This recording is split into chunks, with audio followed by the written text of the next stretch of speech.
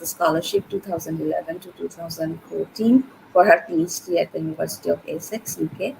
Her interest lies in short filmmaking, and you can find an array of very interesting documentaries and short films that I found on YouTube produced by her. She brought out her book titled Alongir Kobirer Cholachitro in 2019. She has also published numerous articles in different journals, home and abroad, and her focus is mainly the cinema of Bangladesh. Sanjeeda Hossain is a faculty member of the Department of English, University of Dhaka. After completing her master's in English from the University of Dhaka, she went for her second master's in English literature at the University of Malaya, Malaysia in 2018. Her area of interest include feminism, gender studies, post-war British theatre, dark fantasy, and disease in fiction. I thought that was very, very interesting. Disease in fiction. She is also a promising writer and has published short fiction and non-fiction in various platforms. Um, so, as we will get to know our writers, their thoughts on various issues. So, my first question is kind of open to both of you, but maybe because Fahmida is a senior, she can go ahead. So, how do you look at your profession? Like, we are all in teaching. So, what does your profession mean to you? Uh, First of all, thank you, Shuhana Appa, for having me and for the nice introduction about me. Uh, since you're also teacher, Sanjida also teacher, so we are having similar experiences, similar pain we are going through, and we also celebrate the identical joy of teaching. For me, teaching is a passion more than profession. I think I'm privileged, as in the profession, I'm able to engage myself in the continuous process of learning. I have to be prepared for my teaching. I have to study regularly. I need to conduct research consistently. Publications have also need to be done. To be honest, I don't think that I would have a PhD if I was not in teaching. Besides these activities, uh, constantly I have to think about my communication skills. My concern is to teach in an interesting and simple way so that I could engage my students. And as I am from the Department of Drama and Dramatics, I need to conduct my teaching towards enhancing the students' aesthetic skills, creative dispositions, and critical thinking. It is not that I'm just solely imparting knowledge to my students. I'm also learning from them, and I'm constantly inspired by their creativity, energy, uh, eagerness, and excitements. Since I'm surrounded by a young group of people, I feel that the spirit of youth in me. However, the responsibilities of this profession are also many. We shouldn't be uh, solely confined inside the classroom. Uh, as a university teacher, uh, I think we also need to respond to the country's needs, and we need to actively participate in different national crises, and we should respond to the different social uh, issues. Yes, overall, I love my profession, uh, and I actually told earlier that I feel privileged. No, thank you so much. But yeah, much of what you say also resonates, like you said, that we are all in teaching profession, and teaching is not, imparting knowledge one-sided, because we also get to learn so much from our students, and every day. What would you say to that, Sanjita? Maybe you want to add something. Yes. Okay. Good evening, everyone. Good evening to all the viewers who are watching us. Talking about teaching, my profession, I count it as the biggest blessing of my life, the greatest achievement of my life. I've always wanted to be a teacher. Right from the days of my kindergarten, I had a teacher whose name was Mrs. Moin. My the name of my uh, kindergarten was Sacred Heart Tutorial, and I was fascinated by her, and I've always wanted to be like her. She used to wear a sari and put a bindi on her forehead, and when I got back home, I used to wrap my mother's dupatta around my waist and pretended to be like her, teaching little children. But the thing is, I've always wanted to be the teacher of small children. So when I was in my university, the first year, when the aunties around they came to know that I am studying English, they came to me for giving tuitions to their children, English tuitions. So my students basically they were aged from 5 to 10, and I spent a considerable amount of times with them. And they have such wonder in their eyes, and they want to know so much. And to them, I was like, the most knowledgeable person in the world. And I went to them, I taught them, and I also um, spent time with them. Like it was my favorite pastime. So for me, teaching is something like you have stories to tell inside of you. Teachers are performers, they're storytellers. They know something and then they make it interesting and then they tell it to others. Teachers are like the torchbearers of the nation. They hold light. When they know something, they get illuminated inside of them, and when they're spreading the knowledge they have within them, they're basically spreading light. They are lightening up other human beings. So I love my profession. I think this has always been my dream job. And another thing is, since I have become a university teacher, I when I was a student, I asked one of my very dear professors who is now in his 70s, and I told him very stupidly that you never look old. It doesn't seem like you are 70. And then he said that, people like you, young people are like you, they have kept me young. So I look young because of my students, because of my young students. So I'm a literature teacher, and through literature, studying, teaching literature, I think you get to live 1,000 lives in just one life. And it's the greatest thing I could ever be. I love my job. I love it with all my heart. Thank you for that question. Yeah, that reminds me. I mean, I almost feel guilty because teaching was not a profession that I actually dreamt of. Because I was afraid of public speaking, and the very thought that I would have to stand in front of a class and teach made me I mean, really shiver all over.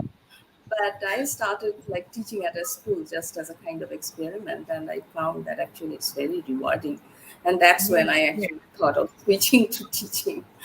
That's Teaching very, small children, they have all the interests and curiosities, and they want to know, and they want to know more, and they're never tired of knowing, of yeah. gathering knowledge. And there is a saying that I don't know whether you have heard about it, that school teachers love their students, and secondary and elementary level teachers, they love their subject, and university teacher, they love themselves.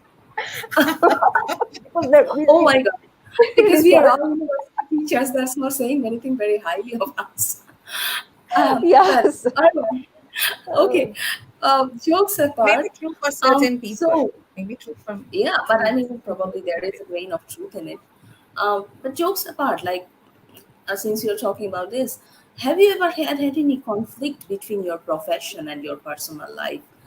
I guess that is one thing I hear from many teachers, especially women teachers. So I was wondering if you ever had any, and how did you deal with the situation? Uh, well, not only in teaching, any working woman faces many challenges in balancing personal life and professional life, especially in Bangladesh, as we live in a very patriarchal society.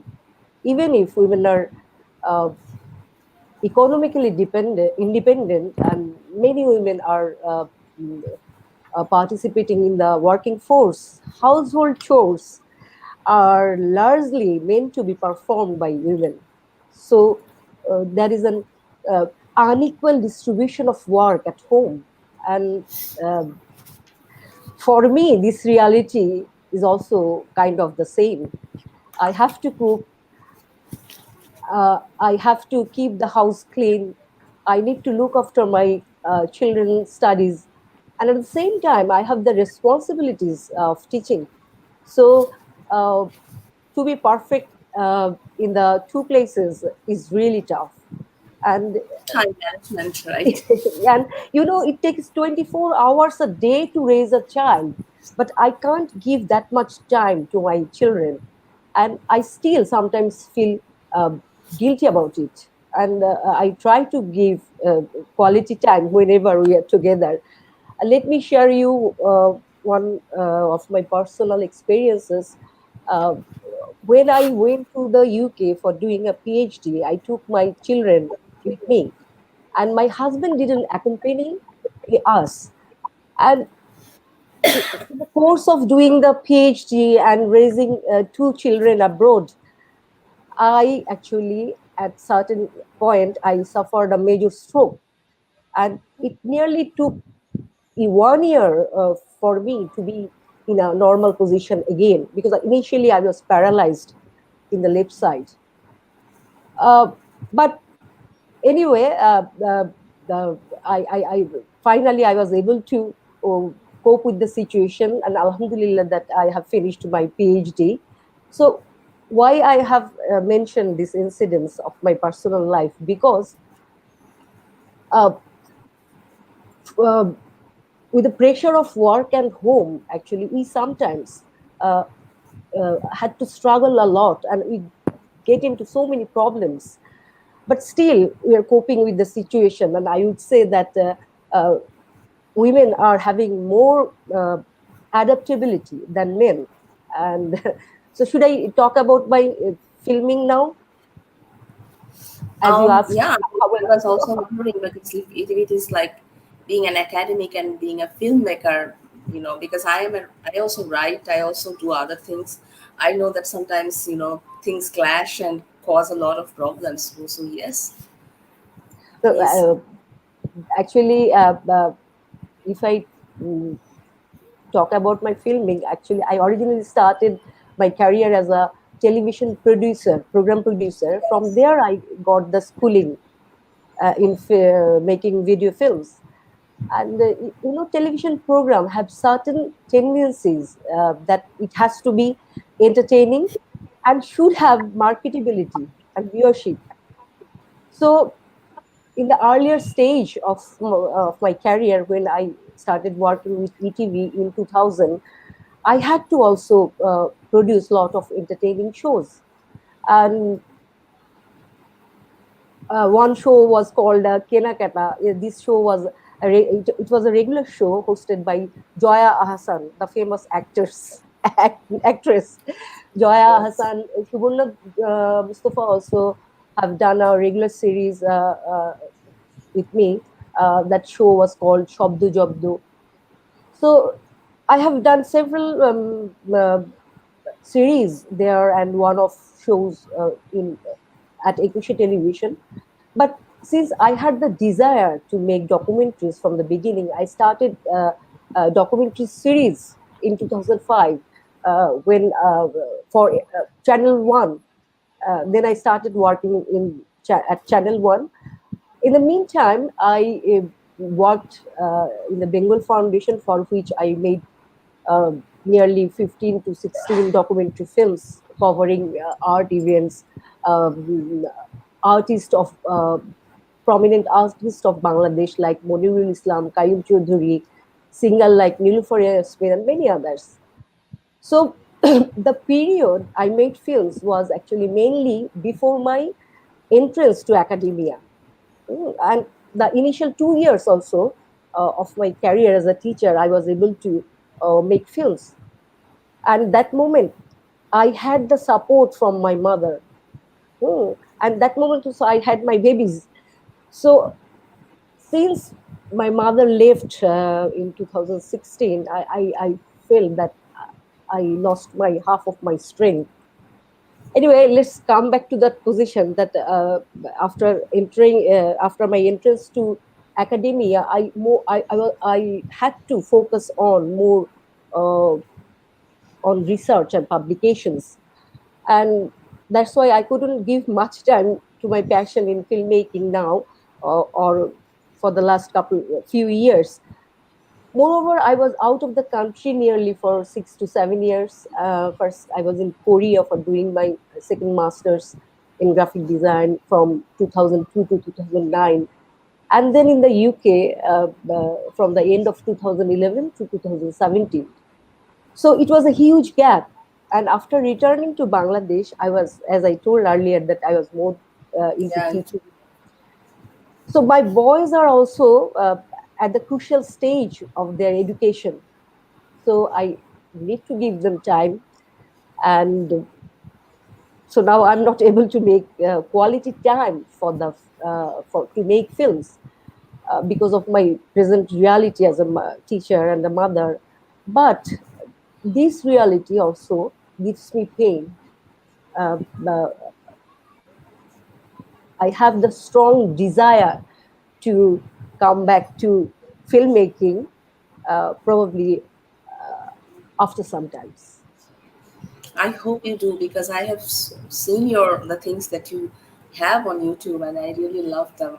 I really do. Thank So you, I hope thank you. you will make more in the You're coming so future. kind. Thank you, So Shobhita.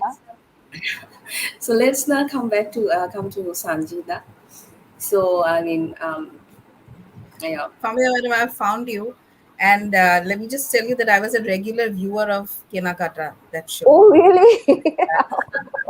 I Oh, didn't miss a thanks. single episode. It used to be telecast during the afternoons, and Yeah, viewers used to call, or maybe they were calling people up, and the price of various products in different markets. But the you present. just getting back to the topic, you spoke about your mother, the invaluable help and support that we get from our mothers. Like without that, I don't think it would ever have been possible to continue my profession. um, because I have a little child, my son, right before the start of this program, he was having a belly ache and he's constipated. And because my mother is taking care of him right now, I can sit here and talk to you. So there was this word conflict in the question. I don't agree with that. The word, maybe it's not conflict. You as women, we are like programmed, functioned in such a manner that we finally, gradually, eventually, we learn to make a balance. Because teaching, it's not just teaching in your classroom, giving lectures. You take a lot of work back home, and I spend half of my time marking, grading scripts, and there are so many other works to do. So I'm living my personal life, and side by side, I'm teaching. I'm doing my job. But when you talk about writing, my profession has become very much a part of my life. But for writing, I have to manage time, and I feel very sorry and very guilty at times that I cannot make much time. Maybe I can scribble down anything that has come to my mind right now when my baby is climbing on me and hanging from my shoulder. Maybe I'm having a splitting headache, maybe I'm going to throw up, but then at that point of time I have something in my head and I can write it down. But before sending it to a publisher, you have to revise it for so many times. You have to edit it and copy it, and do copy editing, and do a lot of proofreading and make it look like a story. Organizing that plot, it requires a lot of time, and not all the time it's possible for me to manage that time, and I don't feel very good about it. I want more time for writing. So maybe when I will learn to balance more between my work and my personal life, maybe when my son will grow up a little bit, maybe then I can write more. Um, at this current moment, I'm not happy with the things that I'm producing. I feel like I can do better. I can write. write better.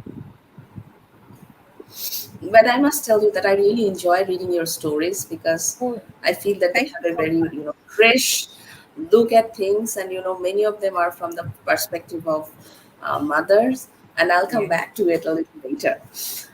So let me get back to Dr. Fahmida. Fahmida, when I looked at your, the title of your PhD dissertation, I looked at some of your other stuff, and it seems that you are very much into like women's issues, and already you mentioned a little bit, but the title of your dissertation is like Fragmented Memory, Incomplete History, Women and Nation in War Films of Bangladesh. I don't know it. And even as I was just looking at the title itself, I could recall many of them, movies based on 1971 where women played an important role. I also see that you have written on Tariq Masood's Mukti Khan, a movie that I absolutely loved. I don't usually go to cinema halls, but this is one movie for which I went to, the actually went to the hall. But this we film move. actually the most popular documentary film Yes. for the whole South Asia. Mm, Muktir Gan. okay. We often hear that the Liberation War of 1971 is like a wound and an inspiration for Bangladeshi creative minds. So, how does it work for you? And and since we are talking about inspiration, like what would you call some other inspirations behind your work? Uh, okay. So there are Yes. several parts. I know I asked a lot of things. No, it's okay. Let's start from the Liberation War. What it does mean to us, to our nation. The Liberation War is the most significant and celebrated chapter of our history. And uh, during the war, all of you know that the genocide committed and by the Pakistani uh, occupational forces and their collaborators, involving killings of nearly 3 million people and the raping of uh, 2 to 300,000 women of Bangladesh. So certainly the war left a scar in our national memory, but at the same time, uh, we have also because we have won the war, so the war is also the source of inspiration, huge inspiration, profound inspiration for the Bangladeshis. So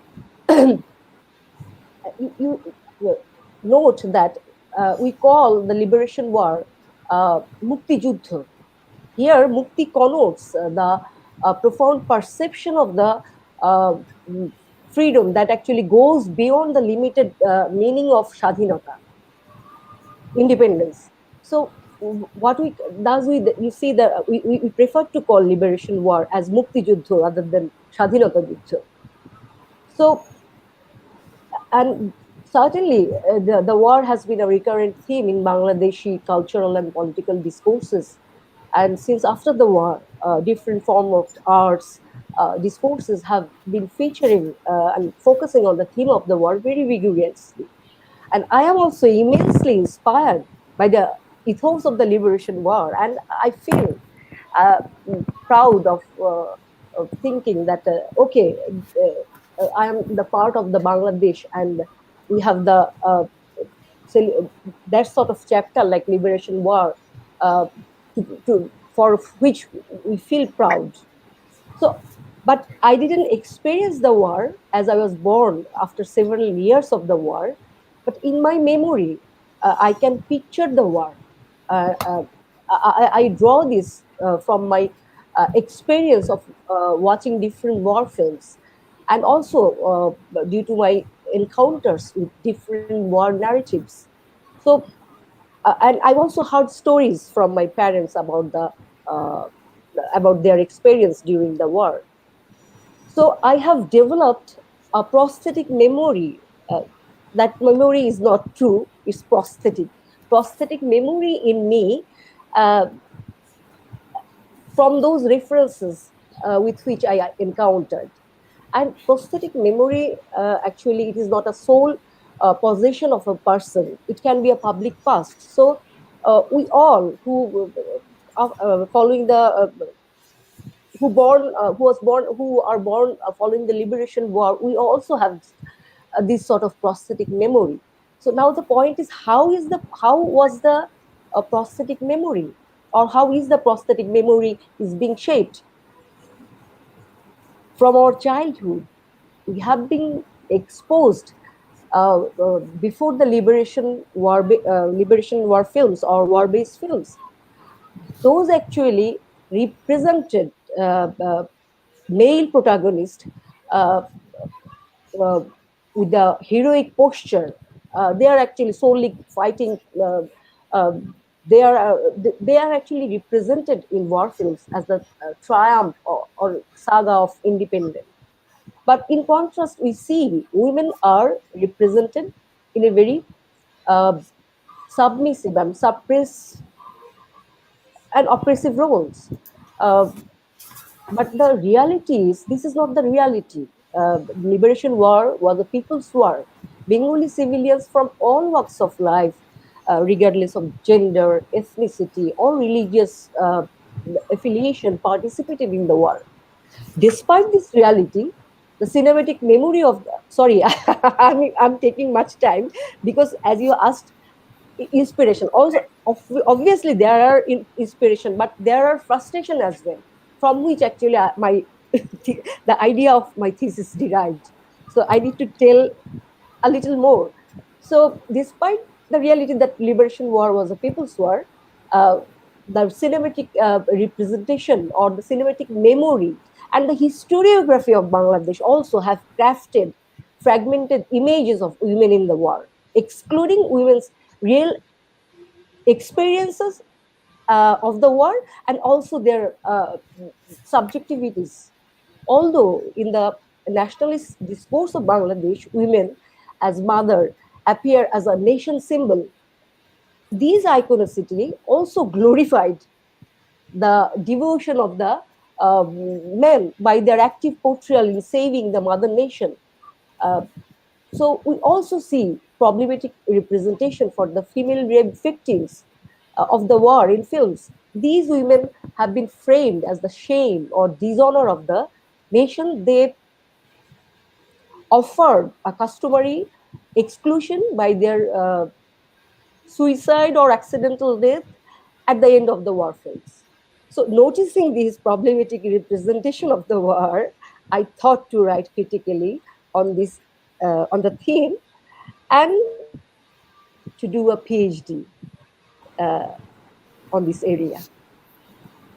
No, I mean, I absolutely understand, and it's only natural that it will take some time because this is difficult. And these are difficult things to even phrase because there are so many things that we just take it the way that they are. But, as women, as our experiences through life, and I absolutely can identify the frustration that you are talking about, and frustrations are sometimes even better than inspirations. I absolutely agree. um, and thank you so much. I mean, that's really really interesting, and it's also like I'm sure that many of our viewers would also appreciate your talking about these things. Um, so now let me come back to Sanjita because I remember I left her with this idea about motherhood. And I noticed that your area of interest, like you say, you mentioned before, that is female empowerment and role of mothers in literature. And some of your short stories also focus on mothers. So maybe you could share with us, like, what are the reasons behind your interest? Like, why does motherhood appeal to you so much? The very reason is my own mother. Like I have admired her since my childhood, and her steadfastness, her manners, her way of talking, how she deals with every in her day to day life. She seems like an enigma for me. I love her so much with all my heart, and with that same person, I have had the ugliest among all the fights throughout my life. But you know, I feel like your child, the things they are more reinforce my emotions and my feelings towards my mother. once I became a mother myself, and how my own motherhood, it has transformed me as a human being, as a woman. And my workplace, I'm surrounded by very strong, powerful women who are very good mothers in their personal life. So they work as inspirations. You're talking about frustrations and inspiration in regarding a very different topic, but that is very much related to motherhood. Like the mothers, they are frustrated, but still how they inspire their their children to to establish themselves, to stand on their own feet in their workplaces. And there was also literature definitely played a part here as well. The books that I was reading. Um, in my first year, right after entering the department, I was taught My Oedipus Complex by Frank O'Connor, and Larry's mother, uh, and different other mothers. Mother is not just for me like the biological mother. Anyone, any woman who gives you mother like care is your mother. For example, I feel like Miss Havisham in Great Expectations. She was also a mother for Pip, and then there was Gertrude in Hamlet, and Gertrude in Sons and Lovers. And the thing is, the things that your mother injects inside of you in your childhood, you carry it for the rest of your life, and that basically decides what kind of a person you're going to be. So, mothers, they play such an important role in every human being's life, and they seem to be something motherhood, the whole entire thing, it seems like enigma for me. Mothers are enigmas for me. They're enigmatic creatures. They're not just any other human beings. So that has basically um inspired me, influenced me, encouraged me to write about mothers. Um, I write about mothers in my stories, and also most of my scholarly articles, they deal with motherhood.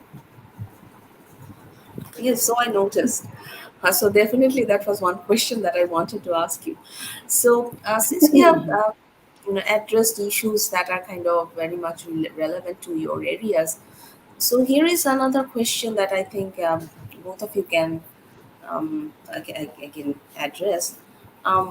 What are your views on the representation of women in Bangladeshi literature and film? I think you have, especially Fahmida has partially answered this or addressed this question to some extent, but still, like, what I would like to know is, do you see any difference how male writers, artists, or producers or filmmakers like um, look at subject of women, I mean, from men.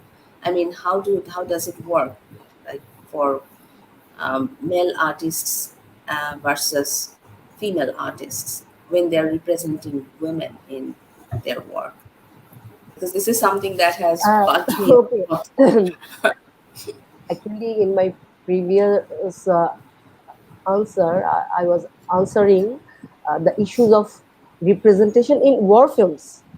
But if you think about the film culture of Bangladesh, which actually involves mainstream film, um, independent films, that that is also male dominated. Actually, Bangladeshi film industry is male dominated and male controlled, where women are almost always uh, they are actually constructed from the perspective of a male director, and that's why we don't see the real women in the man's creation of women. uh, okay, I can go to your second question, or I should deal with some representation issues No that worry, we but see feel in free to film. address whatever way. I mean, I don't want to sound like you have to answer all my questions. It's nothing like that. I mean, whatever fits your, Yeah, let me criteria. share a few features of Bangladeshi films, particularly the mainstream films. So, women come mostly in the popular films as the hero's girlfriend, mother, sister. They're essentially prototypes and represent goodness, and although their characters are linear, the mother character is always idealized as a sacrificing mother. Sometimes, sometimes a woman is shown as the vamp who leads the hero to the wrong track for a particular time and creates chaos in the family. So we see the two different representation, two opposite Yes. representation of women as good and evil in the mainstream films. And the idea of good women and bad women, which films create, is not realistic. But this construction has impacted the society. Society also expects such qualities they see in films from their women, from the real women. So reality drives towards a falsehood with the inspiration of film. Hmm. Probably it is not in case of middle class, but if you see the working people who are still the audience of Bangladeshi films, they get inspired by this sort of ideologies produced by the film. So in most cases, women are shown uh, as if they don't have professions. If they are shown in films as professionals, sometimes they are constructed as perfect both at home and work. But we cannot be perfect in both places. The heroine's beauty is always showcased. This construction is intended to create pleasure to the eyes of men, and it has also commercial purpose. And violent incidents like rape are used as entertaining element in our commercial films, and we witness this type of constructions in some early commercial films made on the liberation war. So women are mostly never at the center of films, particularly in commercial films. If sometimes they are at the center of a film, they are presented as idealized character. For example, if we look back in the 60s, the most popular film was Rubban. So, so what we see in these films, it centered on women, and its name was also followed by the heroine Rubban. But the character of actually signify the purity, chastity, self-sacrifice of women. So the construction of women was not uh, with the agency, but it is not also, it has not been also static over the last 50 years. In some art movies, women are depicted as strong women, such as in Tita Shekti Nodin Nam, Suryo Dikhul Bari, Golapi Ekhon Trene. Mm. And now come to the question, the second part, the involvement of women, whether it can create different representation. Of course, involvement of women in filmmaking could offer a revisionist approach that seeks to retrieve the experience of real women and their realities. We can give example of Sheila Lipi by Shamima Akhtar. This film strives to portray women's footprints in the history by retrieving the narrative of a real historical woman, Shahid martyr Selina Parvin, a writer and editor of the magazine called Sheila Lipi.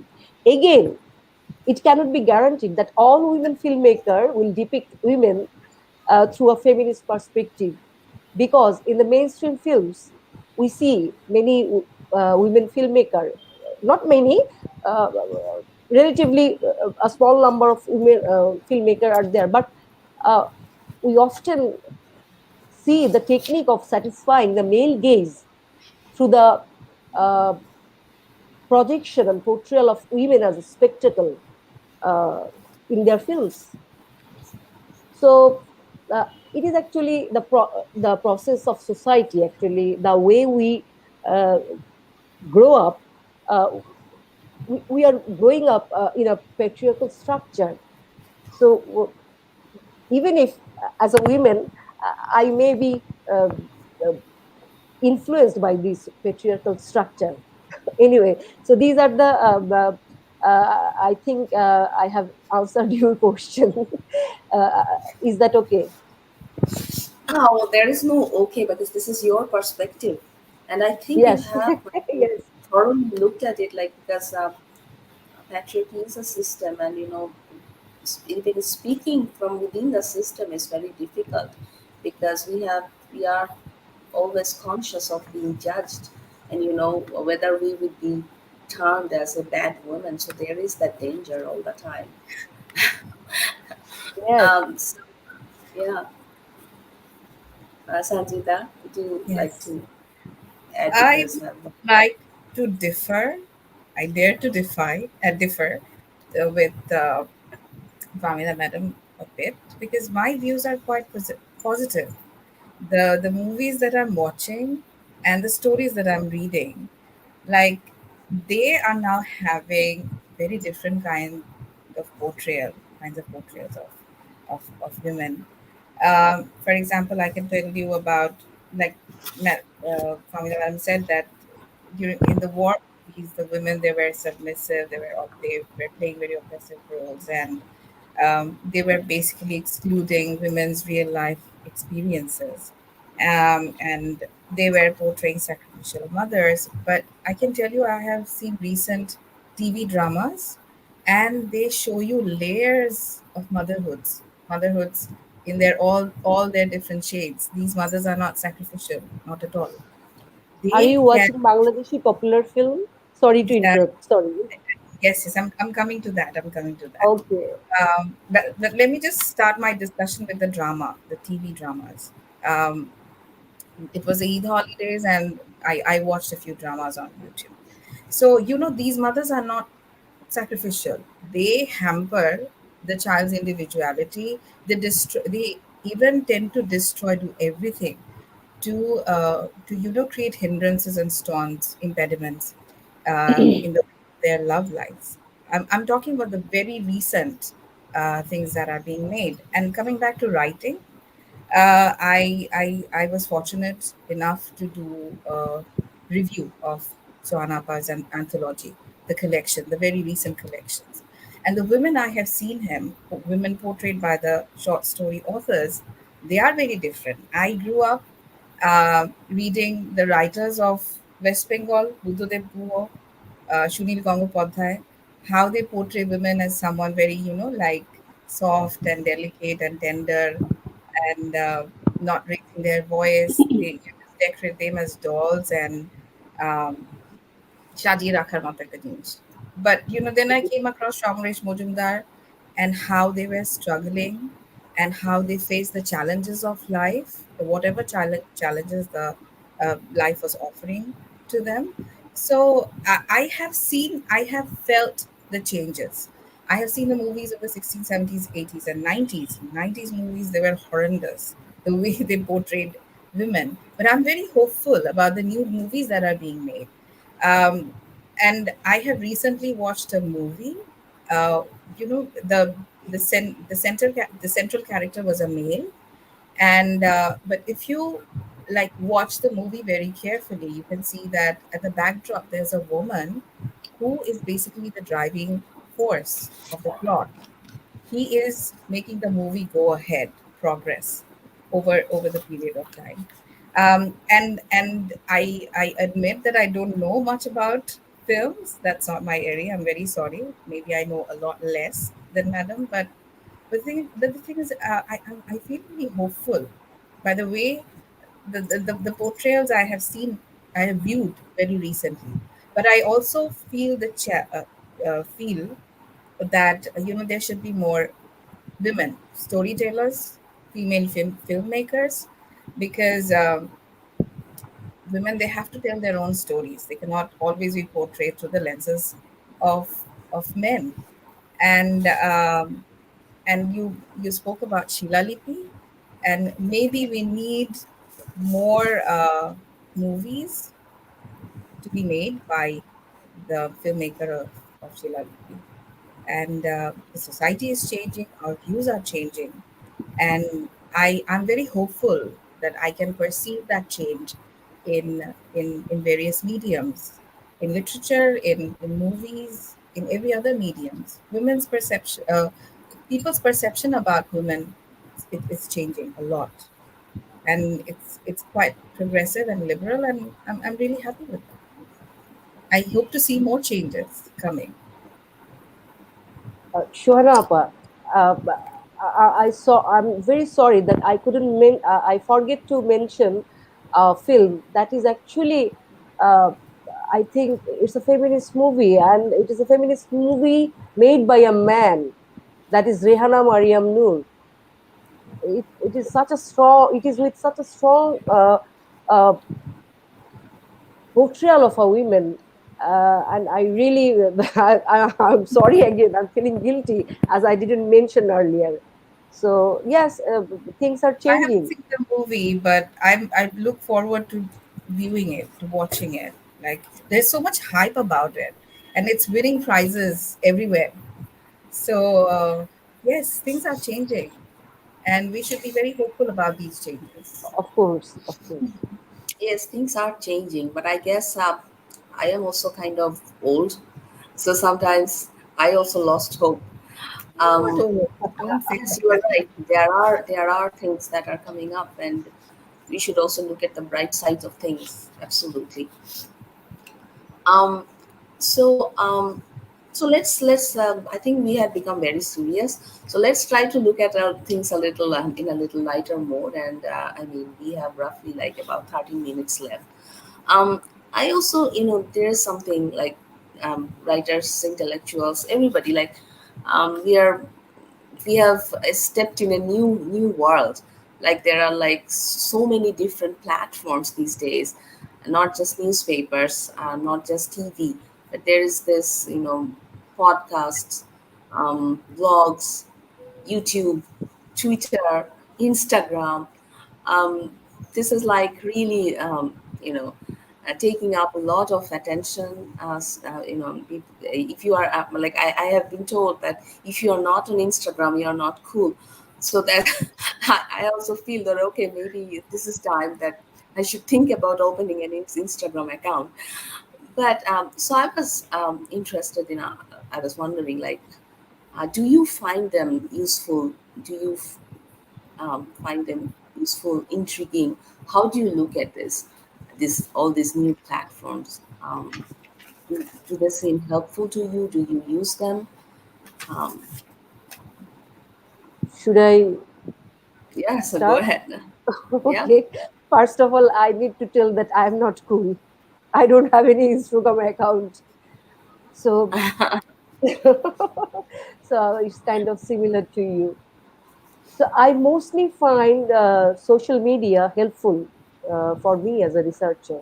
I share my research information on different platforms. I get informed about other researchers' research in my field from different online platforms. And I also sometimes come across the call for papers of important conference as well as journal articles in my field from social media, particularly from Twitter. So I very often browse YouTube for primary understanding on any topic. But as a researcher, I prefer browsing ResearchGate and Academia Edu where I can find different papers of my need. And social media sometimes allows researcher to do uh, personal branding, since we are not like businessmen, and we can disseminate our knowledge and research voluntarily.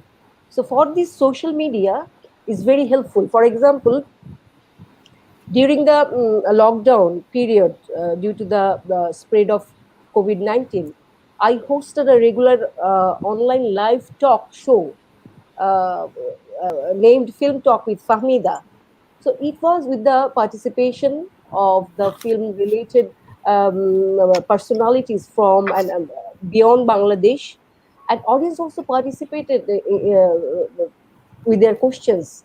So And you see now we are also participating in this Yes. show with the help of online platform. So again, there are also these advantages of social media.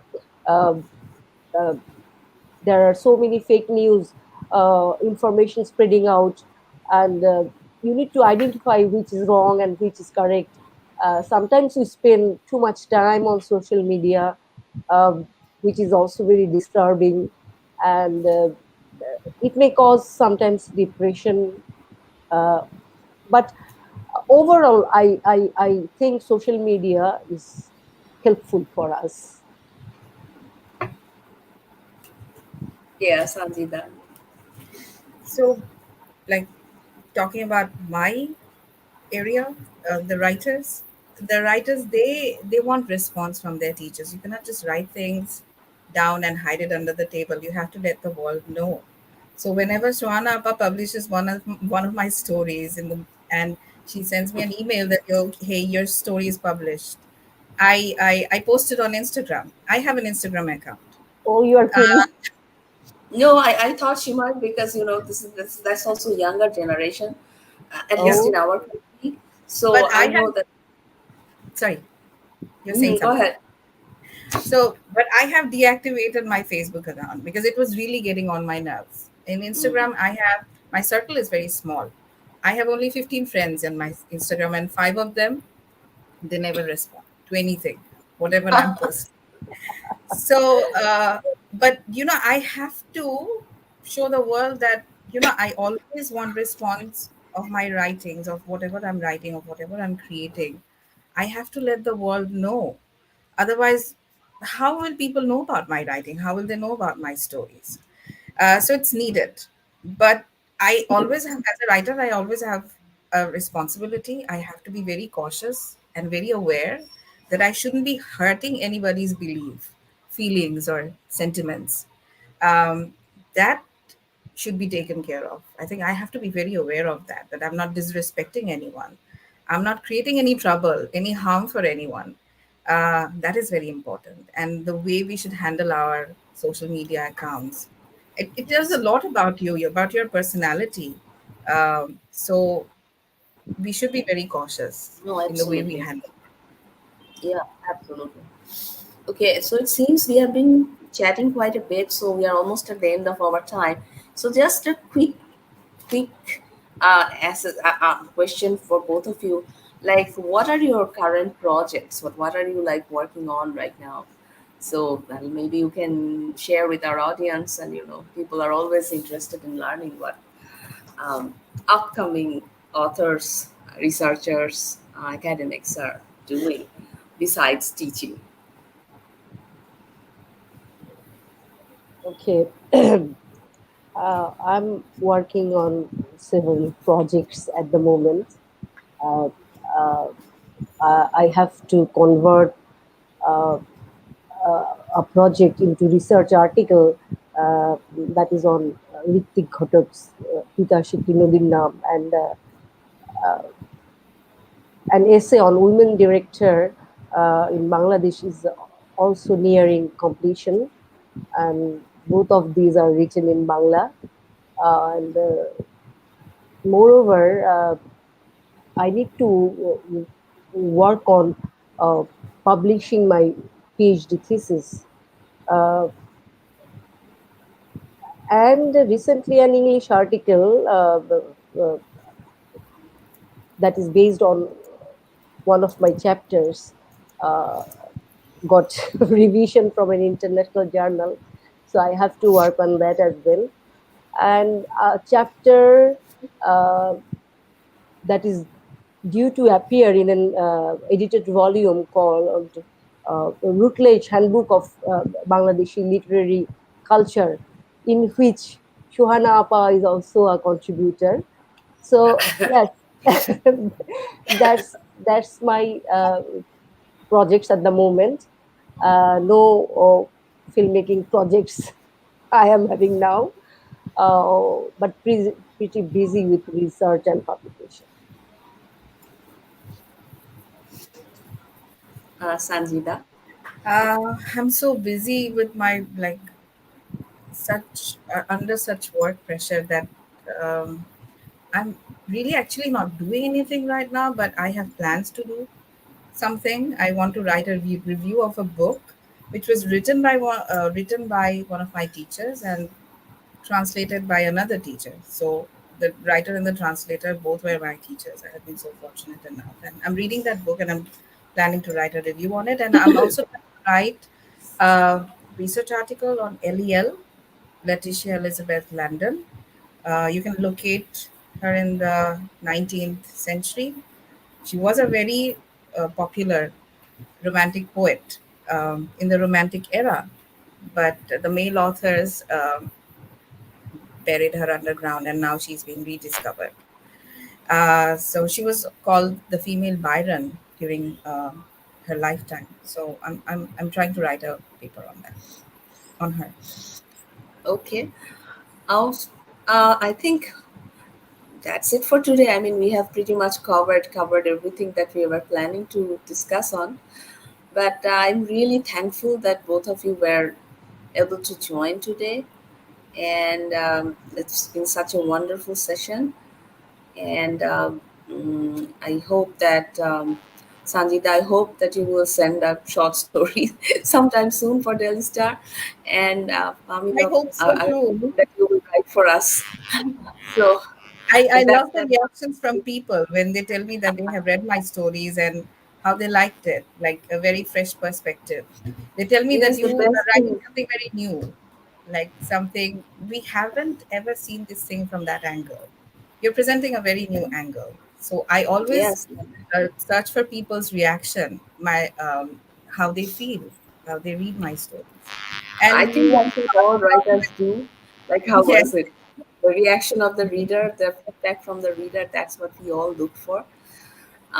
Yes, I think that's the best thing we can, like positive feedback from our readers and audience. But again, thank you so much. So And it's a pleasure talking to Famina Madam, talking to you. And thank you so much for inviting me. Thank you so much for arranging this discussion. yes, so Yes, thank you, yeah, Shona. But I also I'd like to extend my heartfelt thanks for this because I found you so much accommodating, and this should have an editor should have this sort of qualities. I hope so. I hope so. I hope that we are able to carry it on. Other than that, I mean, everything should be fine. And I think our time is also almost up. We will keep we might just cut off at any time, at any moment. And thanks to everybody for watching this and being with us. Thank you so much. Thank you. Thank you.